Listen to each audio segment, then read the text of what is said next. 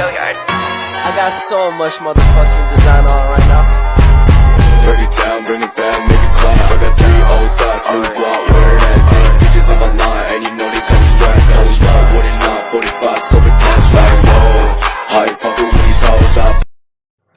Assalamualaikum warahmatullahi wabarakatuh. Nama saya di sini saya akan menjelaskan tentang teori belajar dalam penerapan belajar. Pendekatan pembelajaran holistik. Holistik merujuk pada pandangan atau pendekatan yang memandang sesuatu sebagai suatu kesatuan yang utuh dan terintegrasi.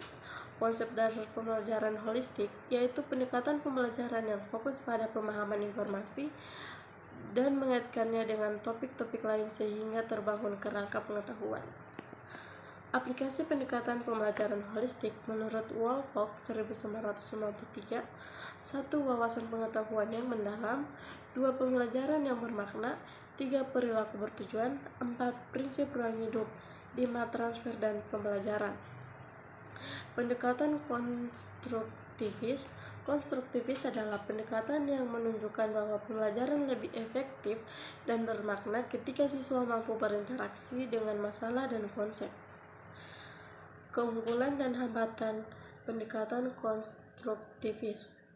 1. Kemampuan mengingat dan mengungkapkan kembali pengalaman. 2. Kemampuan membandingkan dan mengambil keputusan akan kesamaan dan perbedaan. Pendekatan pembelajaran experiential learning, suatu metode pembelajaran yang berfokus pada pengalaman langsung dan aktif siswa dalam memperoleh pengetahuan, keterampilan, dan pemahaman. Prinsip-prinsip pendekatan experiential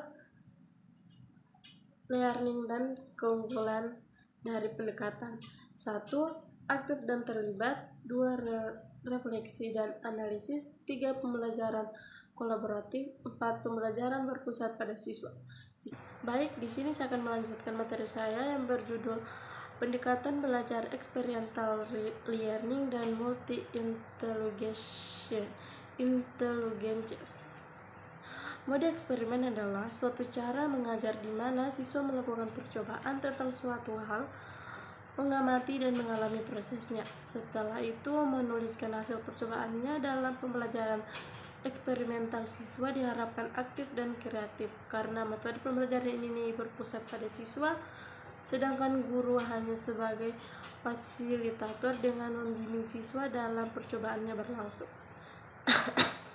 Teori multi-intelligence. Seorang ahli pendidikan dari Harvard University berpendapat bahwa tidak ada manusia yang tidak cerdas.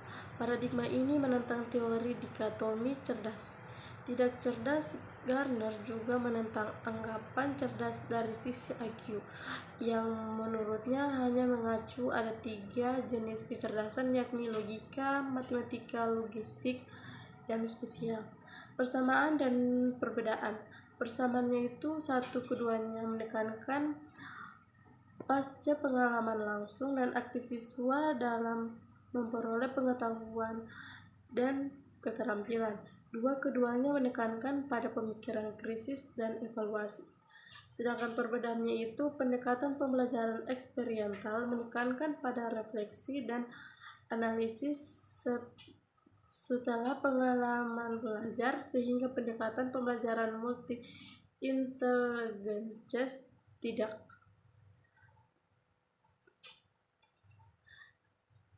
Lanjut, penerapan dalam praktek.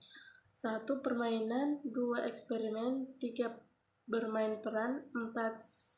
Simulasi. Keuntungannya, siswa dapat belajar melalui pengalaman langsung. 2. Dapat mengembangkan sikap ilmiah. 3. Membuat pembelajaran bersifat aktif. Tantangannya itu 1. Para pengajar pasti memerlukan peralatan percobaan yang komplit untuk siswa agar lebih cepat dalam memahami cara belajar eksperimental.